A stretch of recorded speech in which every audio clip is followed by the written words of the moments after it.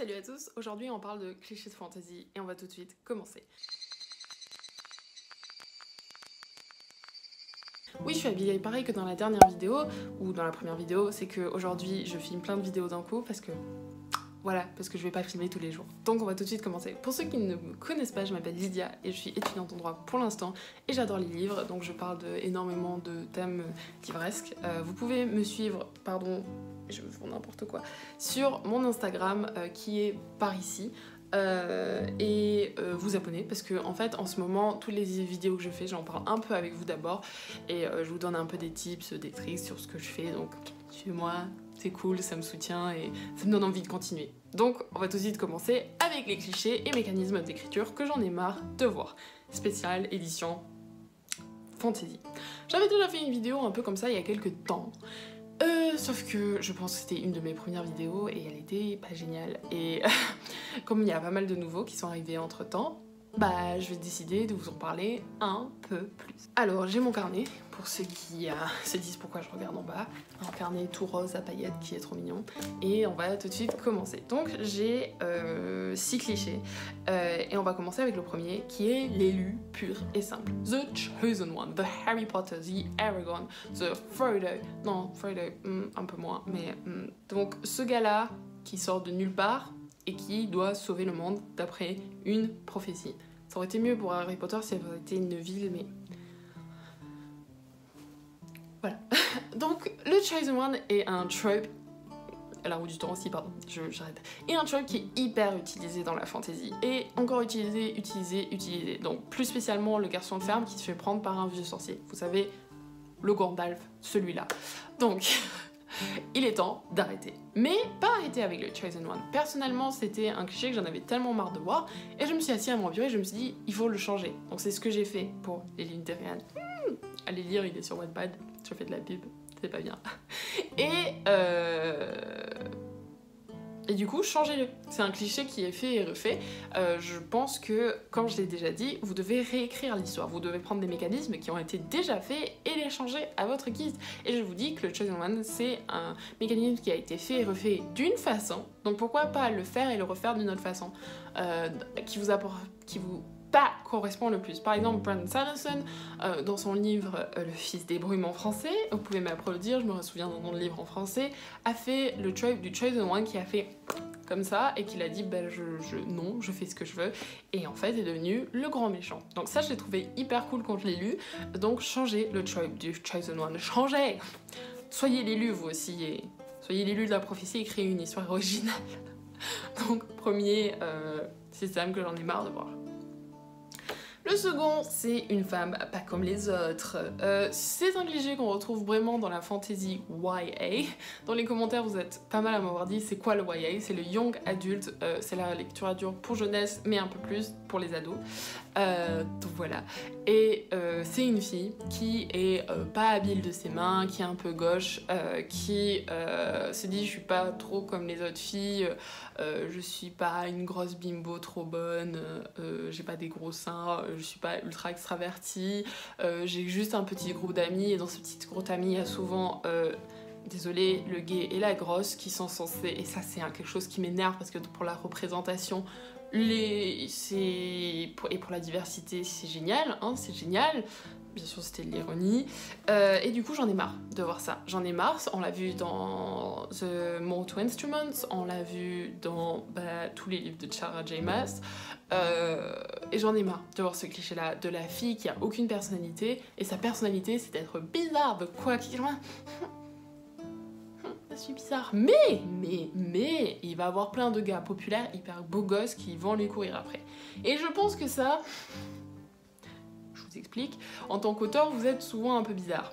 Souvent, vous êtes une femme. Un peu bizarre, vous conformez pas, je parle de moi, hein, je parle de comment j'ai vécu moi, hein.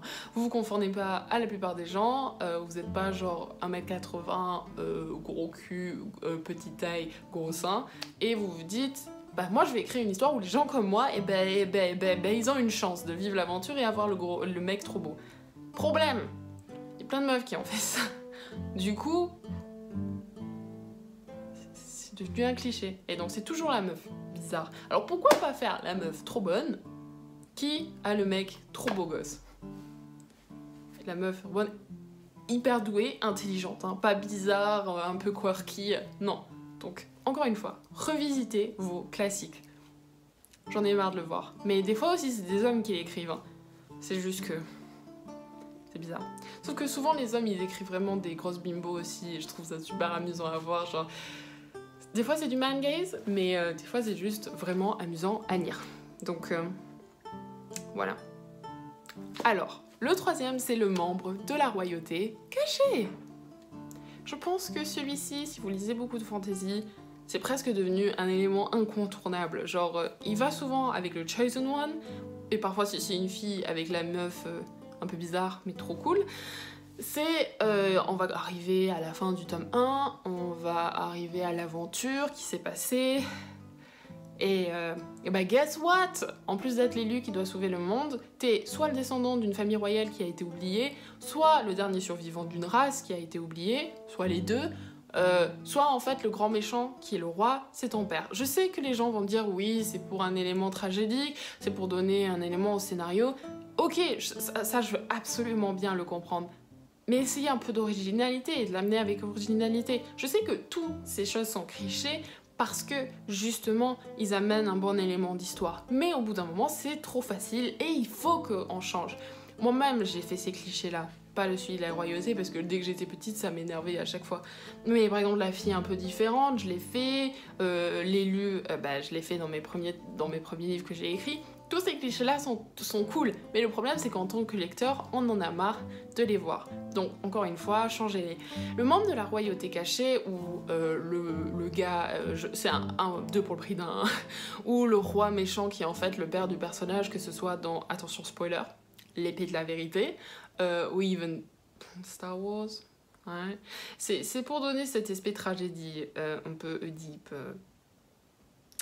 Bon, il couche pas avec sa mère, mais il tue pas son père, mais c'est pour donner cet effet un peu freudien aussi. Je sais pas, genre, c'est pas un truc qui me plaît vraiment.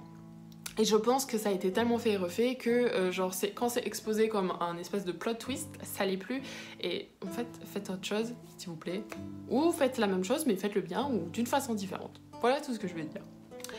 Ensuite, on a les overly attractive characters. Donc... c'est un truc que la romance fait, mais la fantasy commence à être vraiment pas mal là-dedans. C'est tous les personnages du livre qui sont beaux gosses. Parce que même la fille qui est un peu bizarre, elle est beau gosse, au fin. Dans la vraie vie, quand vous sortez dans la rue, quand vous me voyez moi sur votre écran, je ne suis pas beau gosse. Tous les gens dans la rue ne sont pas beaux gosses. Voilà ce que je veux dire. C'est qu'en tant qu'auteur, essayez d'amener de la diversité à votre livre. Attention, je parle de diversité physique. Genre des gens qui sont grands, petits, gros, minces, athlétiques, des gens qui font 1m60, des gens qui font 1m80, des filles qui font 1m80, 1m90, des gens hyper musclés, des gens qui ne le sont pas, des gens qui sont poilus, des gens qui ne le sont pas, des gens avec des yeux bruns, des gens avec des yeux verts, avec des yeux bleus. Enfin, arrêtez avec les grands blancs sculptés comme du marbre qui sont trop BG. Ou avec les bruns ténébreux, c'est l'option blanc ténébreux. Ou avec les filles avec des minces mais avec des formes Ouipo. Arrêtez. Genre, en tant qu'auteur, on sait. Vous n'avez pas envie d'écrire sur des gros personnages qui sont pas beaux. Quand je dis gros personnages, je parle pas des gens qui sont en surpoids, je parle juste moi je dis gros tout le temps. Voilà, c'est pas méchant. Hein. Des personnages qui sont pas beaux. Vous avez pas envie. Mais dans la vraie vie, vous regardez les héros de guerre, pas toujours super BG. Hein. Moi j'ai un problème avec les photos des années 40. Mais voilà. Mon copain ressemblait à un poilu. Non, je rigole. Voilà. Et aussi dans la fantasy, le guerrier qui a passé, je sais pas, 40 ans de sa vie à se battre, qui a le petit côté poivre et sel BG, beau gosse, mais qui a aucune cicatrice, à part sur le torse, sur son torse rasé et tout. Non, il sera balafré de partout. Vous avez vu les gueules cassées? Voilà, je veux voir dans la fantasy des personnages qui soient déformés par leur expérience à la guerre. Pas juste le moignant en moins. Non, je veux voir des personnages déformés. Parce que, encore, ça rejoint un côté qui a des conséquences à la guerre. Si vous voulez, montrez-les dans la fantasy. Moi, je suis en train de dire qu'il faut que je fasse un perso déformé dans mon livre par la guerre. Mais moi, c'est des persos magiques qui ont des pouvoirs, donc c'est pour ça qu'ils ont beau gosse. Voilà. Vous savez ce que je viens. Vous savez, les parents de l'élu, qui est un prince caché, qui en fait ont disparu. Parce que l'auteur a besoin d'écrire son histoire, et on peut pas. S'il y a des persos qui traînent dans les pattes, des parents qui traînent dans les pattes, non, parce qu'il faut que tu sois de retour à 5 heures, t'as des devoirs à faire, t'as des responsabilités à faire, tu peux pas les traîner dans un désert et te battre contre tes démons, parce que je suis tes parents, on est tes parents, et on a des responsabilités de se protéger. Donc je pense qu'on a deux options. On a soit les parents qui sont morts, soit qui sont dans un autre monde et qui ont disparu, qui ont été capturés ou je sais pas quoi, soit les parents absents comme Twilight. Moi j'ai vu que les films, il faut que je lise les livres. Je ferai un vlog sûrement sur ça. Je pense qu'il est temps, dans la fantasy, qu'on voit les relations avec des parents. Je pense qu'en tant que parent, si on te dit ton fils doit sauver le monde, tu vas faire ok, ben je viens avec eux. Et je vais être sûre qu'il va pas faire n'importe quoi.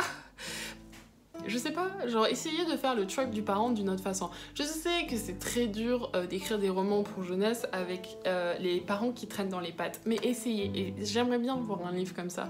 Si vous en avez des suggestions, marquez-le moi. Je sais que dans Disney, j'avais beaucoup aimé Rebelle, parce que c'était l'histoire d'une mère et sa fille, et j'ai trouvé ça adorable, et j'ai envie de voir plus de fantasy comme ça. Voilà. Voilà Marco Polo, sauf que Marco Polo il se fait abandonner par son père et c'est pas de la fantasy, mais... Voilà, essayez de faire les relations parents-enfants et pas juste les parents traumatisés parce qu'ils ont perdu leur enfant. Ça peut être dur de grandir, c'est toujours dur de grandir qu'on ait ses parents ou pas. Donc auteur, vous aurez assez, même dans la fantasy, assez de traumatisme à écrire, même si vous mettez vos parents. Et enfin, dernier qui est assez haut, c'est girl hate, girl and girl hate, les filles qui se détestent. Alors... Dans la fantasy, les mecs c'est souvent des bros. Donc les bros, ils se disputent pour une meuf des fois, ou parce que tu me dois une pinte, et ils se foutent sur la gueule, et ensuite c'est fini. Mais les meufs c'est des mesquines. Même dans Skyrim,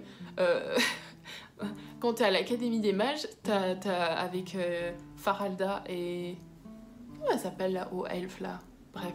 Ils se disputent, elles font bitch wars.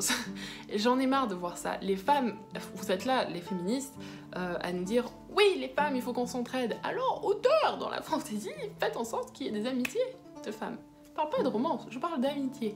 Ça aussi, je pense qu'il n'y a pas assez d'amitié. On veut des teams comme dans Le Seigneur des Anneaux, avec moins de romance. Moi, j'adore écrire de la romance dans mes fantaisies, mais c'est ce que je veux faire aussi, des amitiés profondes, et arrêter que les filles soient méchantes entre elles. Je sais que c'est tentant, parce que dans la vérité, moi j'ai plus de potes mecs que de filles, parce que les filles, ça se passe son temps à se prendre le chignon, mais essayez de le faire, moi. Voilà. Donc j'espère que cette vidéo vous a plu. Parlez-moi de ce qui vous intéresse et ce qui vous intéresse pas dans les clichés, ce que vous aimez, ce que vous en avez marre de voir. Et n'hésitez pas à vous abonner ou à laisser un pouce bleu sur cette vidéo, ce serait super sympa et encourageant. Et j'espère à très bientôt.